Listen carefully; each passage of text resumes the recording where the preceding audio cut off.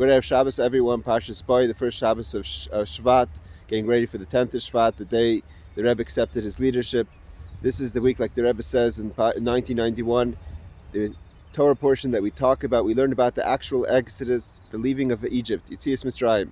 Up until now, we learned about the Golus, the exile, the plagues, Moshe being appointed the Redeemer. Next week, we learn about the splitting of the Red Sea. But this is the week of Yetzias Mitzrayim, of leaving Egypt. And the last part of the Torah portion of this week learns about the laws of the firstborn, because like the Hashem told Moshe, and Hashem said, B'ni b'chari Yisrael, the Jewish people are God's firstborn. Yaakov fought for the title of the firstborn. He made sure to secure that for him and for his children. We learned the first law in today's Rambam says that when it comes to the laws of inheritance, it says chok u'mishpat. This is the law. A father can't disinherit his child. A father can't make a firstborn no longer to be a firstborn. The Jewish people have the land and have the Torah as an inheritance. No one can take that away from us.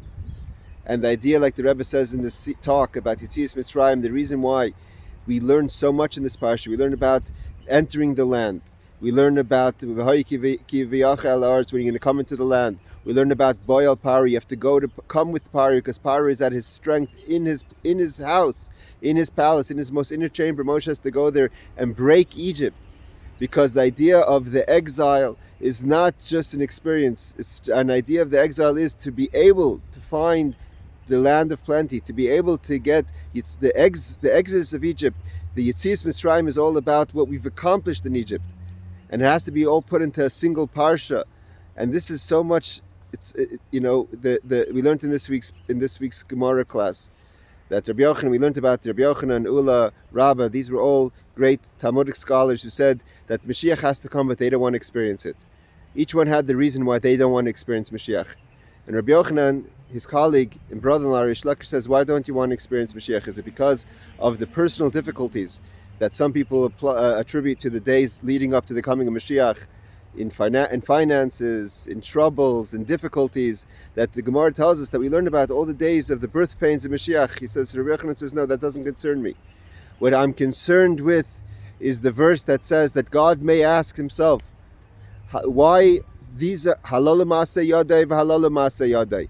These are my handiwork and these are my handiwork. Why are the Jewish people special? Why do they merit redemption? That same question God had by the Red Sea. Halalu avdei avodah zarah v'halalu avdei avodah zarah. The angel says, why are the Jews any special? What's so unique about the Jewish people? So yes, he can't disinherit in us. The halacha says, no matter even behavior is not an excuse to disinherit a child. It's not an excuse to turn a firstborn no longer to be a firstborn. But God may ask the question. Rabbi Yochanan says, I don't want to live in a time where God has to ask the question, what's so special about the Jewish people?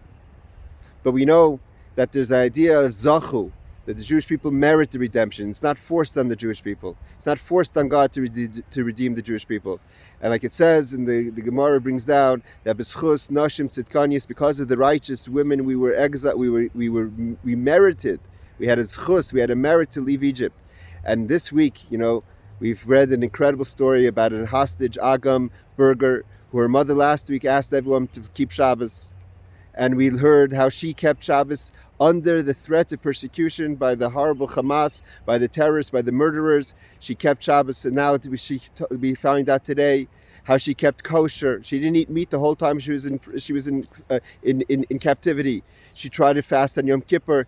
These are stories that are incredible stories that we learned about in the past. It's happening now, 100 kilometers from where I'm standing right now here in Yerushalayim. B'schus nashim tzidkanias, the righteous woman.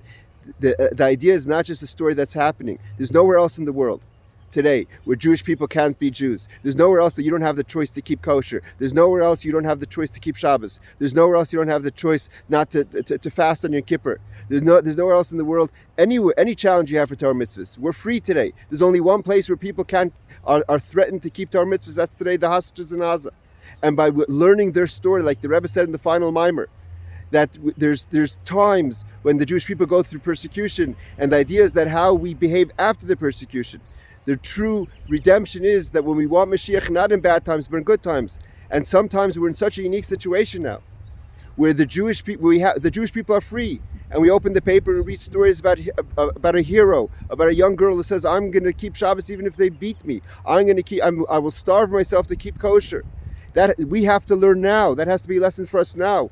Like the Rebbe's mimer of this year is L'mayla mayla adin kates lamata mata adin tachlis, that the concealment that goes all the way up in the darkest of places, in a place like Hamas, in a place like Gaza, where a Jewish girl finds her Judaism, she connects to Hashem.